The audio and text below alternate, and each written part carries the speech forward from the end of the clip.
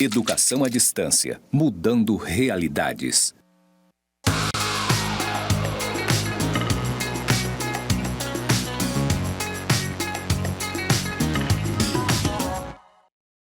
Saudações, pessoas! Sejam bem-vindos aos cursos do Instituto Federal de Educação, Ciência e Tecnologia de Rondônia, o IFRO, Campus Porto Velho, Zona Norte.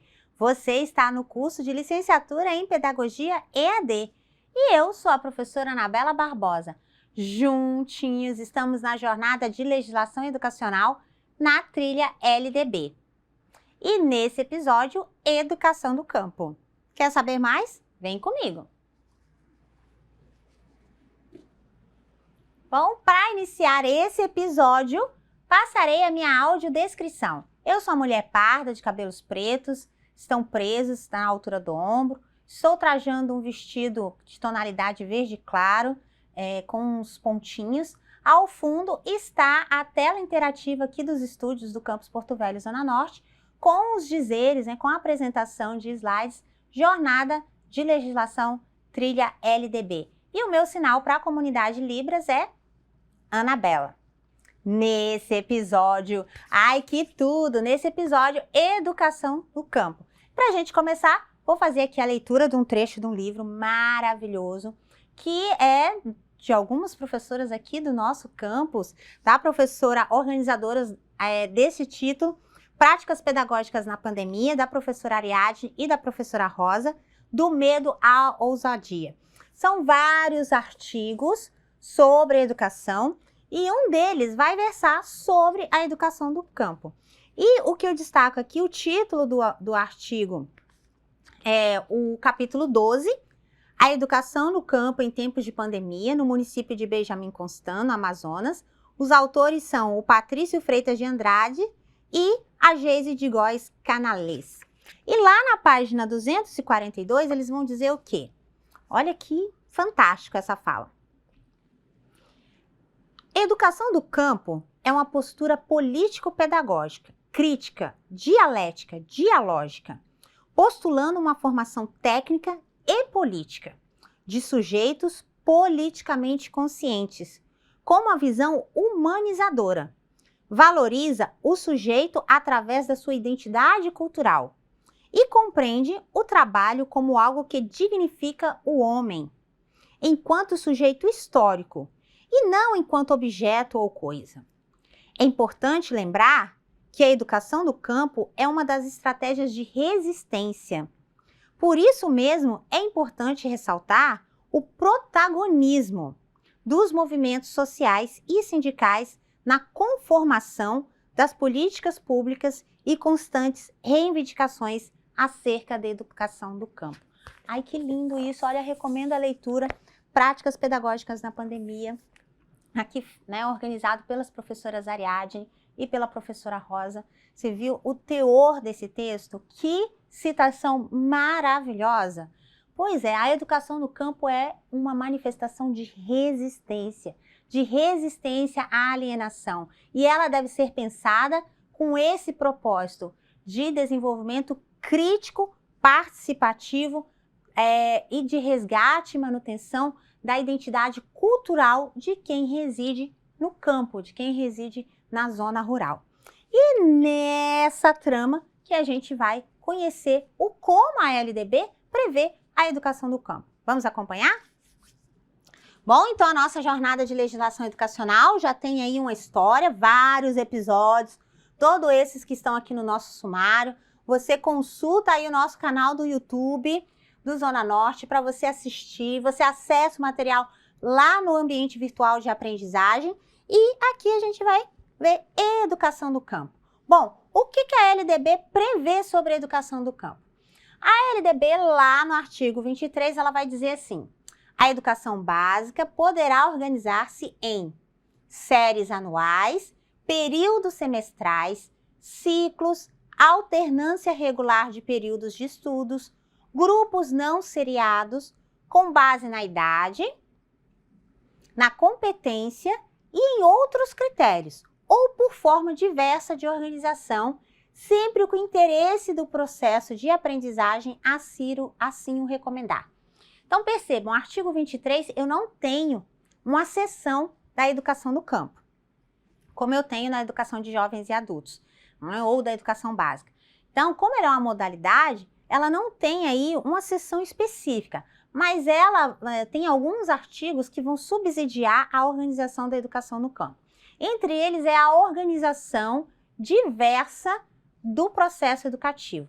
Então, a educação no campo, a gente sabe que tem algumas questões de tempo, questões meteorológicas, questões de acesso, questões de localização, né? São regiões que o acesso à escola é dificultoso, leva tempo, são muitas regiões que não há núcleos urbanos, então é mais difícil você organizar grupos de estudo e por isso no artigo 23 há essa abertura para formas de organização mais flexíveis que podem contemplar a educação do campo. Então podem ser grupos seriados e não seriados, podem ser classes multisseriadas, podem ser outras formas de organização, inclusive de alternância. Então, é essa a abertura que o artigo 23 vai dar. Vamos acompanhar mais no artigo próximo 26. Bom, lá no artigo 26, o que a LDB vai prever? A LDB vai prever que os currículos da educação infantil, do ensino fundamental e do ensino médio devem ter base nacional comum, a ser complementada em cada sistema de ensino e em cada estabelecimento escolar por uma parte diversificada, exigida pelas características regionais e locais da sociedade, da cultura, da economia e dos educandos. De novo, aqui no artigo 26, a gente não tem uma especificação de que esse artigo é voltado para a educação no campo, mas a flexibilidade que o artigo 26 concede com relação ao calendário e ao currículo é que permite a modalidade de educação no campo. Porque o calendário e o currículo da educação no campo ele vai ser diferenciado. Um dos princípios é justamente essa diferenciação. Por exemplo, na parte diversificada, pode-se ter o ensino de cultura, da agricultura, da pecuária, do plantio, da horta, né, de diferentes outras necessidades de acordo com a realidade do educando. Então, o artigo 26 vai flexibilizar essa organização e essa flexibilização vai dar aso à organização da educação, tanto da educação infantil quanto do ensino fundamental e médio, para a população que reside no campo. Lembrando que essa organização, se você buscar aí na história ou se você já tiver conversado com alguém, você vai ver assim, eu estudei em escola multisseriada. Era uma forma de organização devido à dificuldade de conseguir profissionais para que fossem lecionar naquela localidade rural, a quantidade de alunos que poderiam ser organizadas e eram dispostos em escolas e salas multisseriadas. Então, uma sala atendendo aí o primeiro, segundo, terceiro, quarto ano do ensino fundamental da educação, né, das séries iniciais do ensino fundamental.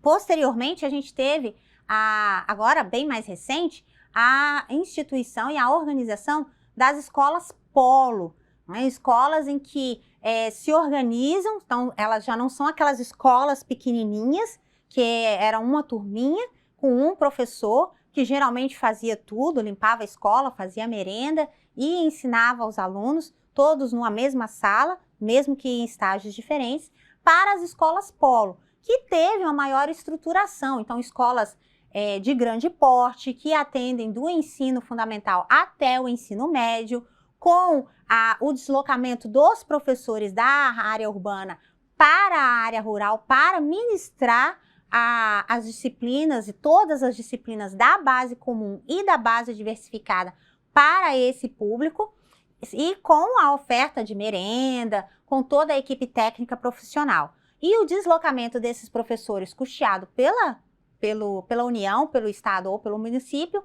bem como o deslocamento dos alunos, porque aí são polos por causa disso, porque buscam geralmente das linhas, né? Aqui em Rondônia nós utilizamos a terminologia linha, mas em outros estados as estradas ou os córregos, Então, das vicinais que tem na região, né, na área rural. Então, passa o transporte escolar, né, fazendo aí a coleta desses alunos para levá-los até a escola polo, que tem uma melhor estrutura e melhores condições de oferta da educação. Mas tem mais coisa na LDB. O artigo 28 vai dizer o quê? Na oferta da educação básica para a população rural, os sistemas de ensino promoverão as adaptações necessárias à sua adequação às peculiaridades da vida rural e de cada região especialmente. Especialmente o quê? Inciso 1. Conteúdos curriculares e metodologias apropriadas às reais necessidades e interesses dos alunos da zona rural. Olha, esse inciso 1, ele vai permitir, por exemplo, a adoção da pedagogia da alternância, que é uma das formas de organização didática que se trabalha nas escolas do campo, que a gente vai conhecer daqui a pouquinho.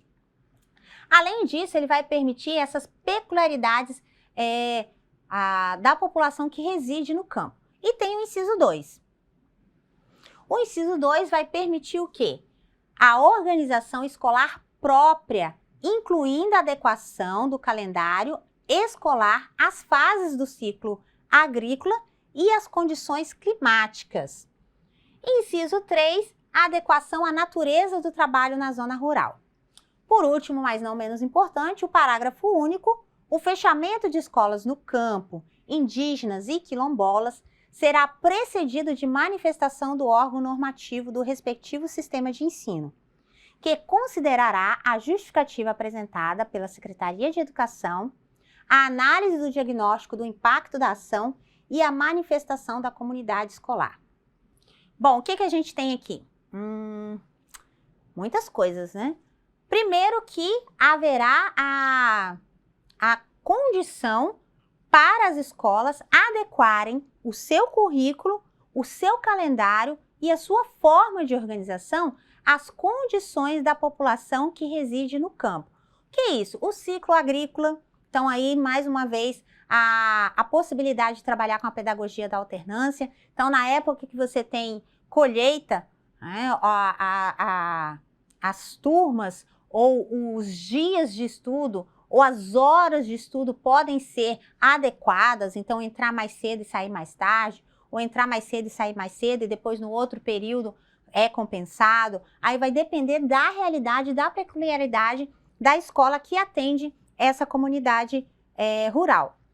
Além disso, prevê também a possibilidade dessas escolas terem uma organização totalmente diversa de uma escola urbana, contemplando aí não só a questão da carga horária, mas a questão, aí digo carga horária com relação à organização do horário, né, de ser de manhã, de tarde, de noite, ou de ser durante o dia, ou de ser durante a noite, ou uma organização diversa, a questão do calendário, dos dias letivos em um determinado período, ou na colheita, ou no plantio, ou com relação ao processo de criação dos animais e a condução desses animais para o corte, para o leite, para o abatimento e outras formas e outras características específicas. Mas ele abre uma discussão que é com relação ao fechamento dessas escolas nessas regiões, porque a gente tem um grande êxodo da população rural para as regiões urbanas, e isso gera o fechamento dessas escolas, sejam aquelas escolas menores, multisseriadas, que ainda existem e existem muitas, sejam as escolas polos mais estruturadas, com maior infraestrutura, que convergem tanto em ensino fundamental quanto em ensino médio. E aí ele dá essa abertura do fechamento, mas com uma condição, de que a comunidade seja ouvida sobre esse fechamento. Quer dizer, uma escola quilombola, indígena ou rural só pode ser fechada se a comunidade for ouvida e ela der permissão ou ela concordar com esse fechamento. Porque o fechamento dessa escola nessa comunidade afeta toda uma estruturação de acesso e garantia à educação dessa população. Essa população, portanto, ela vai ter que se deslocar da sua região para o centro urbano. E isso isso afronta o direito dessas pessoas que residem no campo de continuarem residindo no campo, de acordo com a sua cultura e com a sua identidade. Então, ela dá essa abertura, mas ela coloca essa condição de ouvir a comunidade, o que é muito importante. O que mais? Bom, maiores detalhes, consulta a LDB, evidentemente, e aí a gente tem algumas questões sobre o ensino, né? O que mais, além da LDB, porque a LDB prevê, mas ela não regulamenta a educação no campo. E aí a educação no campo vai vir em outras legislações para a sua regulamentação. A primeira, de forma oficial, digamos assim, mais recente, é a Lei Orgânica do Ensino Agrícola, lá do Decreto 9.613, lá de 1946. Então, a partir de 1946, há uma previsão de ensino agrícola, ou seja, uma organização didático-pedagógica da educação para a área rural. E mais recente, a gente vai ter a resolução do Conselho Nacional de Educação, da Câmara de Educação Básica, número 1 de 2002, que vai instituir as diretrizes operacionais para a educação nas escolas do campo. E aí já há uma mudança de nomenclatura, né? Ao longo da história vai ser ensino agrícola, depois educação rural e agora escolas do campo. Já a resolução número 2 de 2018 vai estabelecer diretrizes complementares para quê? Para o desenvolvimento de políticas públicas. Então, não só para o ensino no campo, mas políticas públicas que garantam o atendimento à educação básica para a população continuar residindo no campo.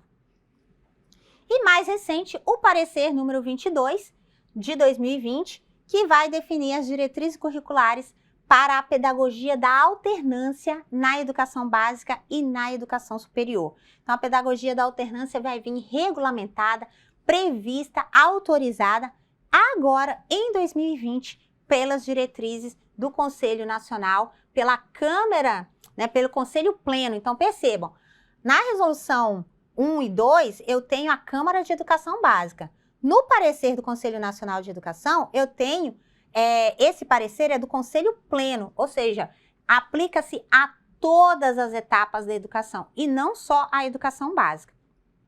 Porque o Conselho Pleno, ele atende a todos os níveis da educação. Então, educação básica, ensino fundamental e médio e educação superior, educação profissional e assim sucessivamente. E além disso, você pode consultar, porque esse material está aí disponível no AVA para você, o portal do MEC com relação à publicação para esse material da pedagogia da alternância, tá?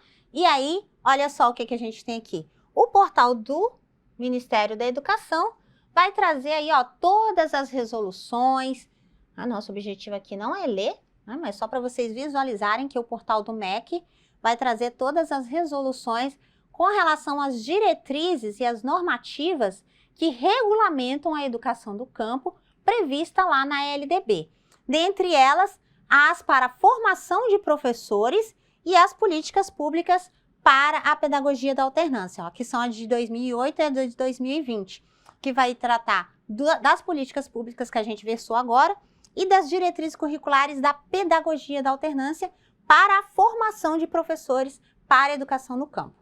E voltando aqui para a nossa tela, então só para a gente expandir aqui, porque a gente consultou lá, o que a gente tem mais sobre isso? Bom, o que significa então educação no campo? A identidade da escola do campo, ela é definida pela sua vinculação às questões inerentes à sua realidade. Que realidade é essa? A realidade rural. Ancorando-se na temporalidade e saberes próprios dos estudantes. E aí a gente remonta à cultura dessa região, à cultura desse local, à cultura da produção, na memória coletiva dessa forma de organização, que sinaliza futuros na rede de ciência e tecnologia disponível na sociedade e nos movimentos sociais, em defesa de projetos que associem as soluções exigidas por essas questões à qualidade social da vida coletiva no país. E aí a gente traz umas reflexões aqui com relação à educação no campo. A gente tem o projeto institucional das escolas do campo, que ele vai estar ancorado lá no artigo 14 da LDB, que versa o seguinte, né, que garantir a gestão democrática constituindo mecanismo que possibilitem estabelecer relações entre a escola, a comunidade local, os movimentos sociais, os órgãos normativos do sistema de ensino e os demais. Ele não trata da educação no campo, mas quando ele destaca aqui, ó, possibilitem estabelecer relações entre a escola, a comunidade local e os movimentos sociais. O que a gente está dizendo aqui de movimentos sociais? A educação no campo, ela é fortemente ancorada por movimentos sociais em busca de reforma agrária. Então, a reforma agrária e a educação no banco não estão em combate, estão intimamente ligados. Vários movimentos sociais de reforma agrária exigem, dentre os ditames da política de reforma agrária, a exigência e a contemplação de sistemas e estruturas de organização da educação que mantêm ou que visem manter ou que trabalhem para garantir a manutenção das pessoas no campo e não o seu deslocamento para a zona rural, para a zona urbana. Né? Então, manutenção dessas pessoas que residem no campo e que elas estudem, então que a educação promova a reflexão não com relação às questões urbanas, digamos assim, mas a promoção de estudos, inovação e resolução dos problemas relacionados ao campo. Então, relacionados à produção, ao plantio, à cultura, à produção e criação de animais, à manutenção e o trabalho da terra, e tudo relacionado ao próprio conceito e à própria cultura de quem reside no campo. Então, há uma estreita ligação entre os movimentos sociais de reforma agrária e a escola ou as estruturas voltadas para a educação no campo. E a gente destaca ainda, olha só, escolas rurais em queda. Então, olha o contraponto.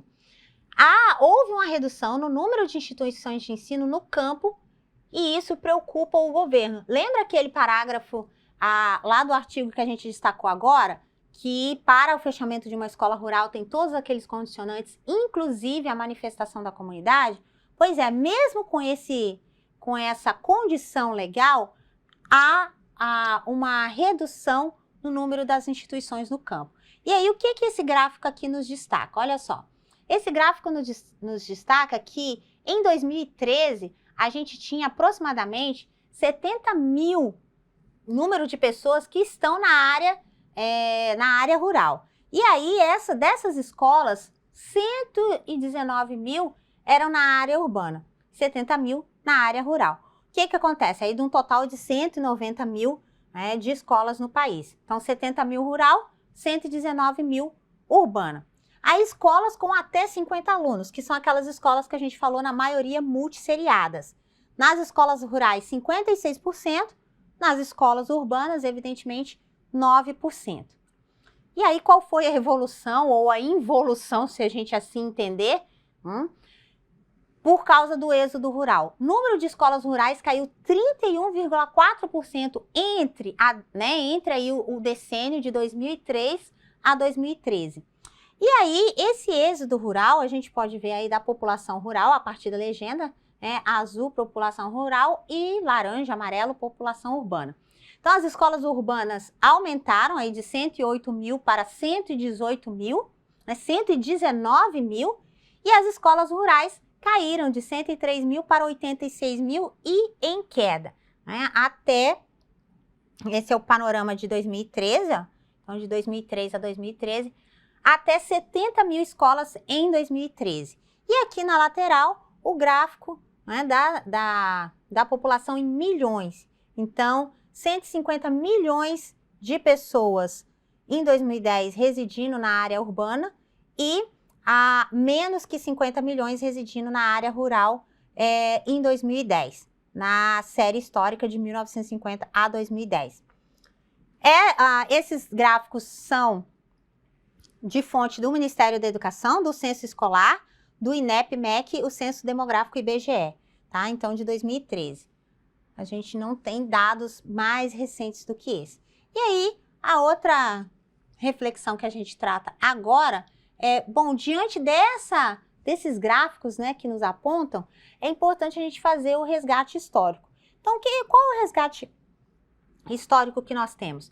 Em 1960, a estrutura legal, normativa da educação previu o quê? Previu as escolas famílias agrícolas.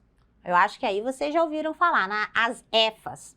Então, muitas escolas agrícolas, advindas daquele decreto de 1946, em 1960 foram transformadas em escolas famílias agrícolas, que foi o Movimento de Educação Profissional do Espírito Santo, o MEPS. E aí a gente destaca aquela relação entre os movimentos sociais e a educação no campo. Então, esse movimento social dos produtores rurais, das pessoas que residem na zona rural, eles se organizaram para trabalhar uma estrutura educacional no campo, voltada para o campo, para e no, né? Do campo, para o campo e no campo, que foram as escolas família agrícola, as EFAs.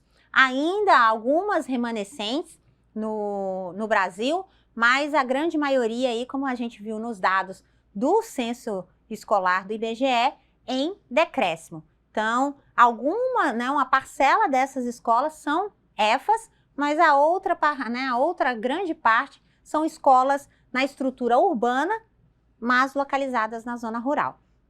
E aí, as EFAs, elas vêm de um histórico que não é brasileiro. Percebam, em 1980, essas escolas famílias agrícolas, elas são transformadas em casas familiares rurais e escolas comunitárias rurais.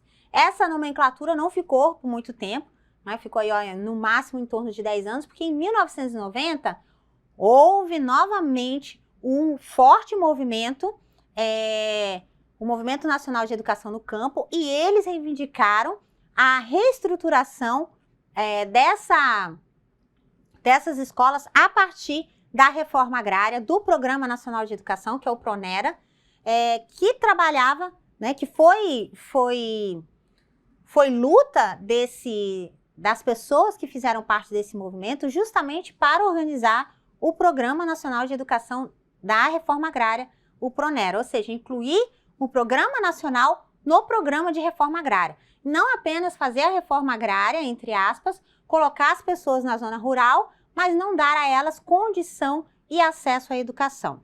E vem os cursos Pedagogia da Terra. Você já ouviu falar?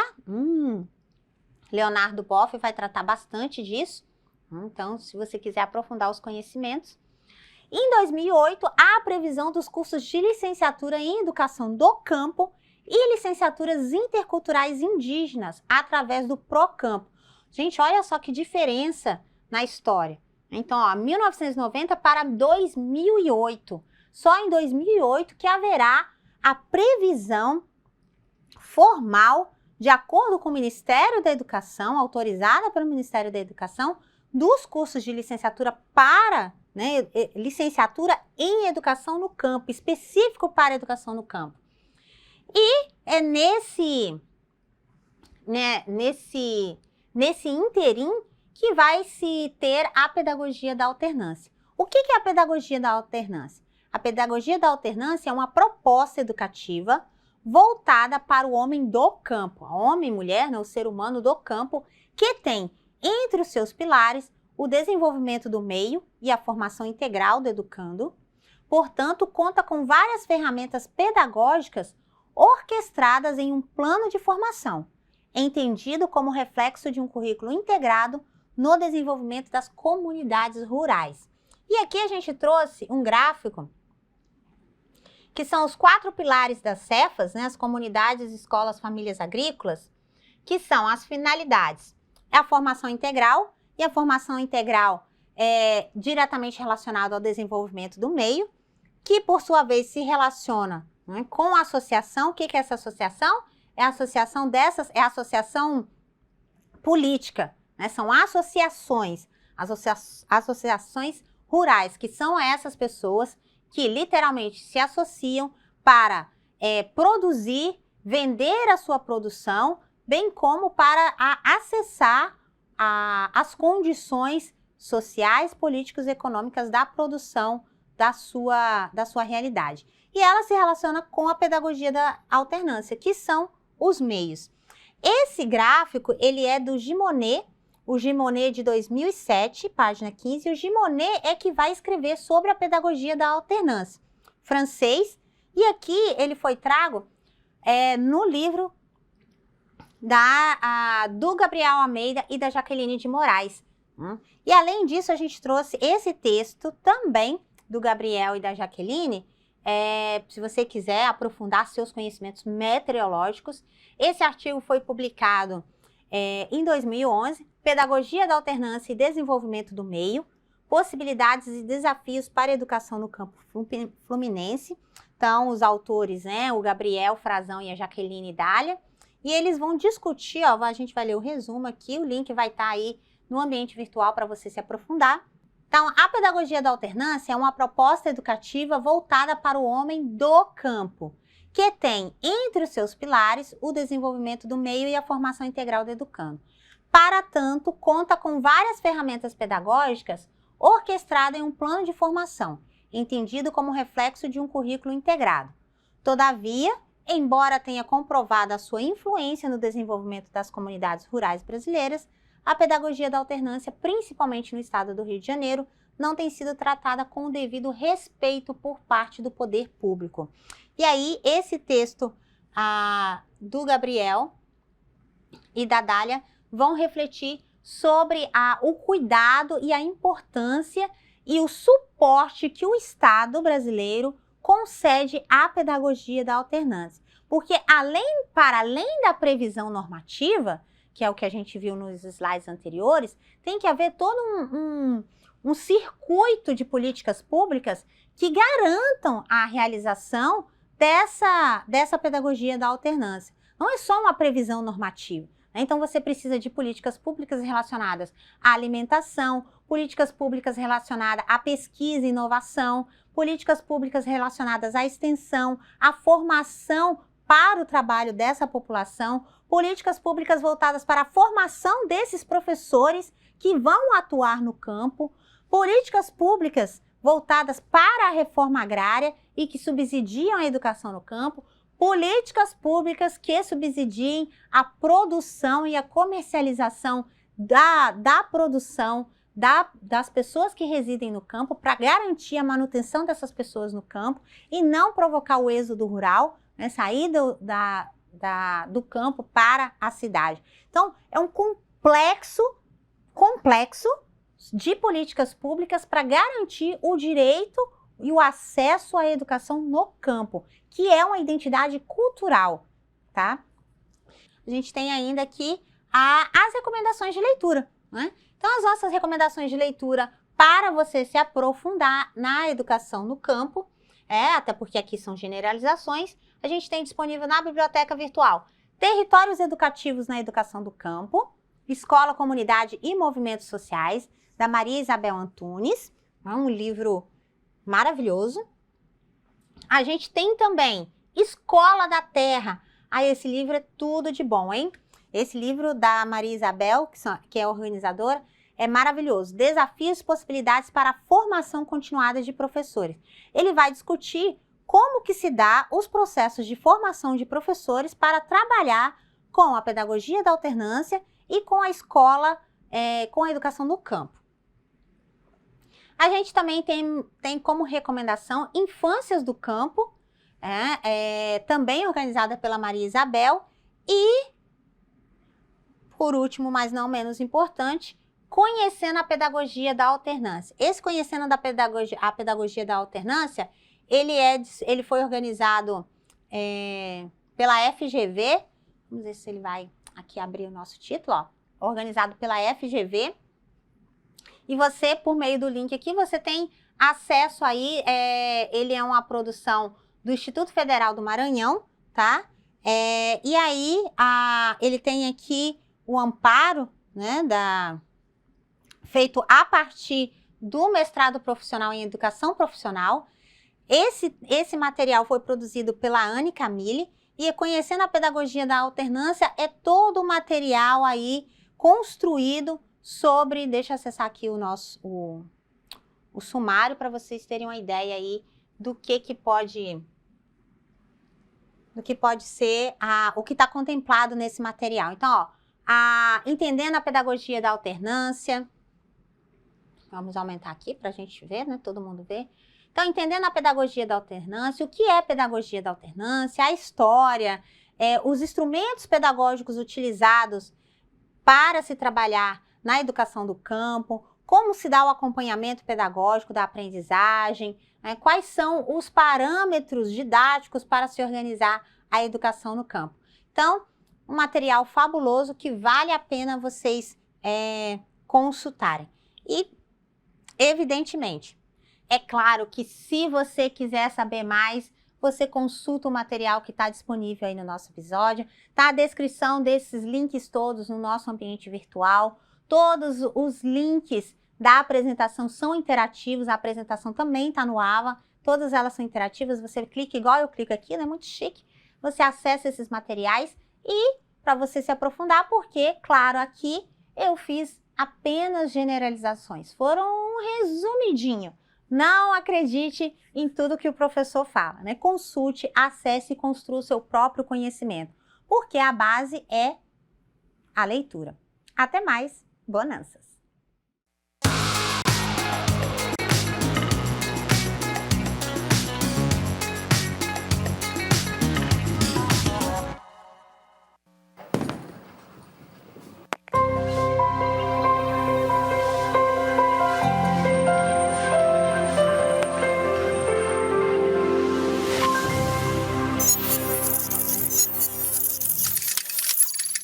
Educação à distância, mudando realidades.